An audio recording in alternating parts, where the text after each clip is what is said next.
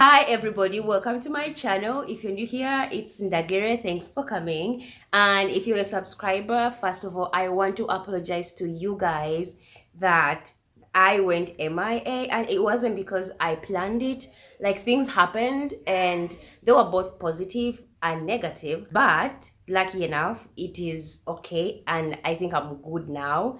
And yeah, so I just wanted to apologize to you guys that because of this channel I get to live my life, I get to provide for myself. That is because of this channel that you guys support me and I can afford to have a living, and it really means a lot to me. So I really had to apologize to you guys for not being around and posting as I should. And I'm not saying that I should be on pressure, but still I have to appreciate you guys that it's because of you that I get to be living this life that I'm having. It's not the best, it's not the worst, but it is perfect for the way that it is. Thank you so much for supporting me. Thank you, and please keep supporting. In case you're new to the channel, please don't forget to subscribe and support the channel as well. And I hope you enjoy the content. I hope you enjoy the information that I bring out to you. So as you've seen in the title, that is something that I want to talk about, because I'm seeing, or I've been seeing, a lot of deception when it comes to the people that talk about how you should come into the continent. And that's why the title is of why a lot of African descendants are leaving the continent and going back to the countries that they came from. I personally, maybe I kind of also might have come out in that sense as well, but it's becoming like a trend on social media to the people that do what I'm doing, like YouTubers, TikTokers, or just people in general on social media. They make it seem like it's just a dust, like they make it seem like it's just a sprinkle of dust for someone to just pack your bag and get your stuff and just fly and come into the continent of Africa. It's not all that as it seems, or how they make it seem like, or how we make it seem like. I mean, it's so easy for me to come and say or encourage you to come into the continent because, first of all, I grew up from my country, Uganda, so I know how to navigate through my country. And it's so easy for us who come and to tell you that it's so easy for you to come into the continent because we feel it's of course accessible for you because of the currency, and then the countries that you come from, the reputation that they have. All those things are kind of deceptive at some point. I'm not saying we are liars, but let's be honest. Let's just be honest. So let me give you some of the reasons why I personally think African Americans, Black Americans, or African descendants are leaving the continent. Number one, Africa is not cheap. That's the first on the list. Like, Africa is not as cheap as we might make it seem like. Do not be there in America, Europe, or anywhere around the world and think that it's so easy for you to come into the continent no matter which country. It seems cheap on the paper, but the moment you land, it's not going to be cheap. The cost of living varies from the 54 countries. Like, you all know, Africa has 54 countries. So the cost of living in Uganda is different from the one of Kenya, Tanzania, Rwanda, Nigeria, South Africa, Egypt.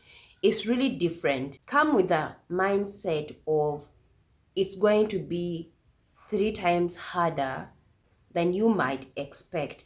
And I'm not trying to scare anybody. And for you who's coming from the diaspora, you have to pay a certain amount, or you have to show a certain amount on your bank account to show that you can actually live into the continent. When you put that together, you're going to see that it's not as cheap as everybody is making it seem like. Please, before you even think of going to any country in the continent, first put your budget together. Like, count your accounts. I don't know if that's the right word. Count your books and know that you have money to sustain you for at least the first 6 months into any country. Like, the first 6 months are what are going to determine for you if you can stay or not. Or maybe you can push up to 8 months, like, just saying, in case you can. That would do you so good, and you will see if you are able to stay or it's not, a place for you to stay.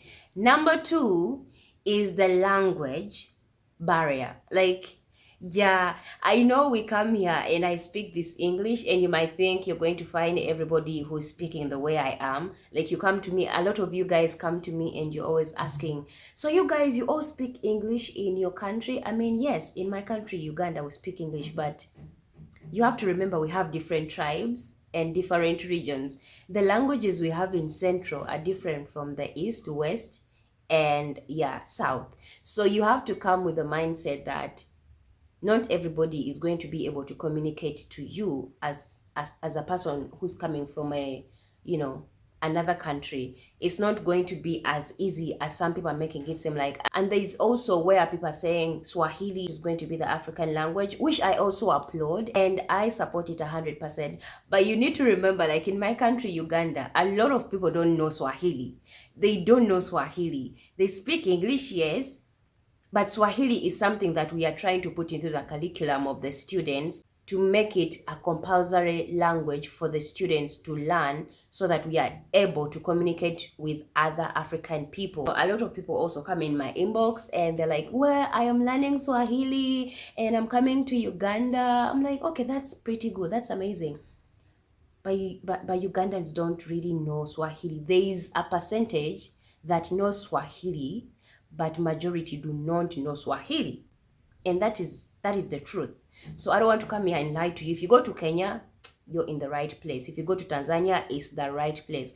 Like other African countries in the East, yes, they know Swahili. Ugandans also know Swahili, but it's not as fluent as it is in Tanzania or Kenya. And me personally, I'm also learning to, learn how to speak Swahili. Like, I don't really know it fully. Number 3 is the excitement.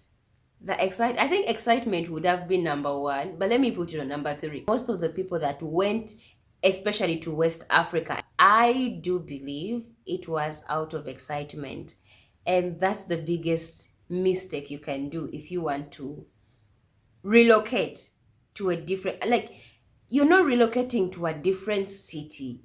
You're relocating to another country, another demographic. It's not gonna be that easy. So the excitement is great. It's amazing. Also, me, when I come and I'm like, yeah, come to Africa. Yes, come. Like, you are our people. We love you so much. Yeah, there's that excitement that we are trying to unite and know each other. But if you don't reason well, you're not going to be able to live in 2 African countries. And that's the honest truth that you should know. Excitement is the problem to putting you in a bad situation and regretting it for the rest of your life.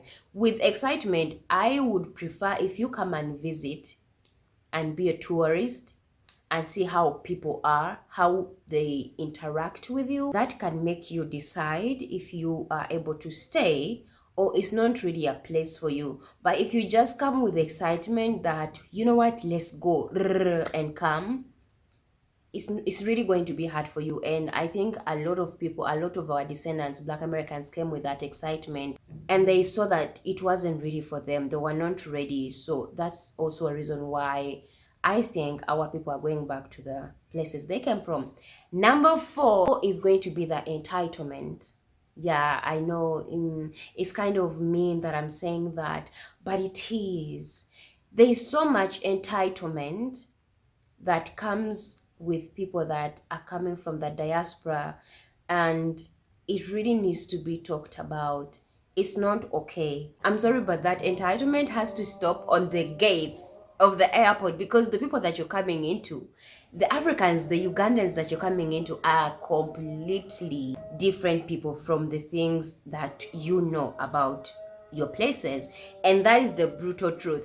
The way that you guys do things is going to be different from the way that we do things, especially when it comes to things like way of living. Like, you're going to come and find where roads are not what you expected, the climate might not be what you expected, the hospitality might not be what you expected. And I'm not saying it's negative, it might be positive, but there's still a bit of negativity on that side. So you just have to come with the mindset that, you know what, let me just go and see how it is and just learn.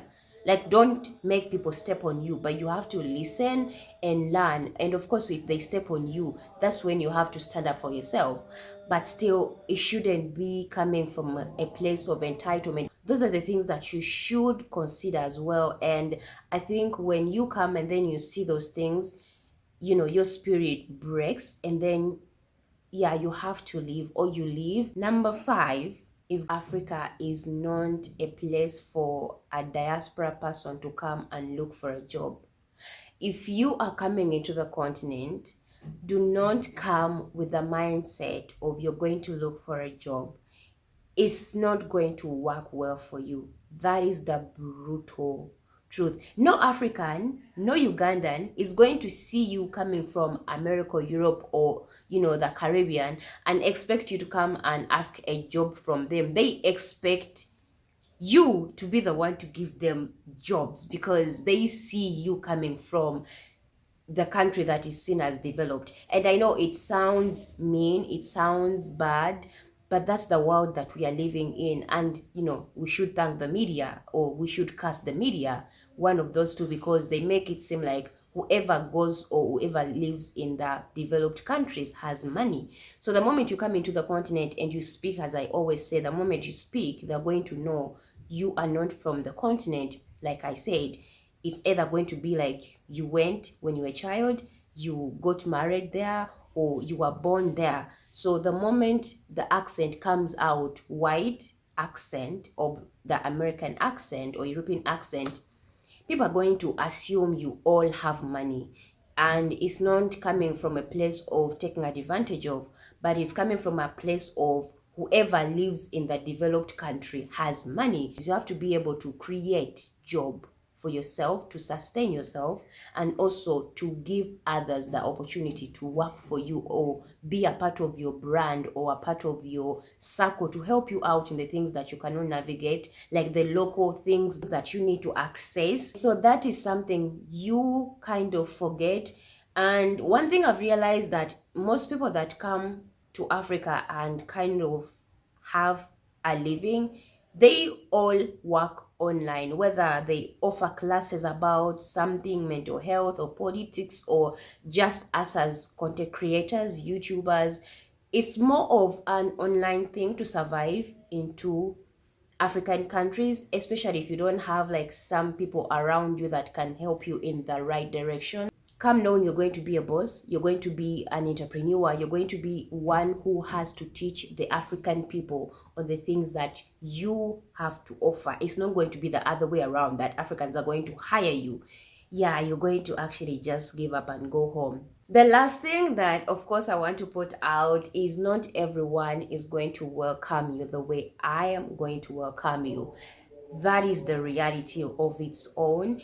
I always come and tell you, we love you as African people, but you still need to remember that we have stereotypes. You have stereotypes on Africans, and we have stereotypes on our African descendants. So some people are going to see you in a sense of what they saw on TV. Others are going to see you in a sense of what they saw on social media. So please come with an open mind, that if you meet 3 people that don't show you what you expected, remember you're going to still meet 10 other people, 20 more other people, 30 more other communities that are going to welcome you with an open arm. Because I always tell you, we as Africans are very welcoming. We are very easy with people. We don't get into people's businesses if they do not concern us at all, really. Most of the times, you do your thing, we do our thing, you come, we welcome you, we give you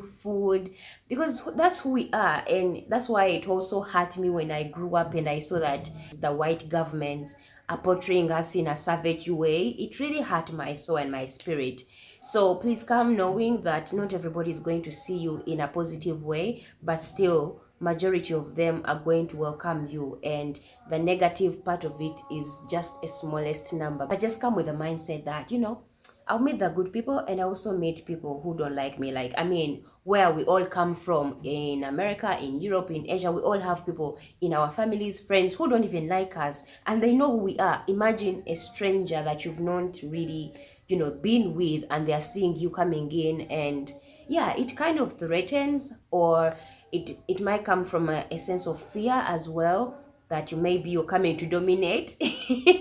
So that's something that I also want to put out. I think I missed some, but I think those are the major things that, yeah, you should expect. Also the political side, but that's not really an issue. People who are coming from the diaspora, you should know that politics is a dirty thing everywhere. So just come and do what you have to do, and if you are to teach people, teach them what you can.